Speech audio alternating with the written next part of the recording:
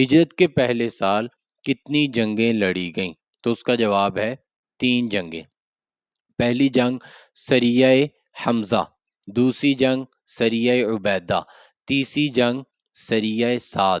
پہلی جنگ میں مسلمان 30 تھے، کفار 300 تھے۔ مسلمانوں کے سپہ سالار حضرت حمزہ سید الشہداء تھے اور کفار کا سپہ سالار ابو جہل لعین تھا۔ دونوں لشکر ایک دوسرے کے سامنے آئے۔ جنگ ہونے ہی والی تھی کہ وہاں کے ایک مقامی آدمی مجدی بن عمر الجہنی نے درمیان میں آ کے جنگ روک دی اور جنگ ختم ہوئی۔ دوسری جنگ سریہ عبیدہ، اس جنگ میں مسلمانوں کی طرف سے سپہ سالار حضور کے چچا زاد حضرت حارث بن عبد المطلب کے بیٹے عبیدہ بن حارث بن عبد المطلب تھے اور کفار کے سپہ سالار ابو سفیان تھے۔ مسلمانوں کی تعداد 60 تھی، کفار کی تعداد 200 تھی۔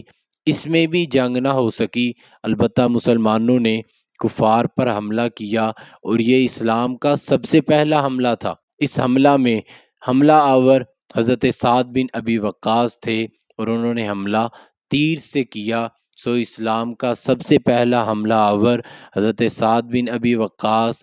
سب سے پہلا حملہ سریہ عبیدہ میں ہوا اور جس آلے سے ہوا وہ تیر تھا۔ مسلمانوں کی طرف سے سریہ عبیدہ میں حضرت سعد نے کفار پر اسلام کا سب سے پہلا تیر چلایا۔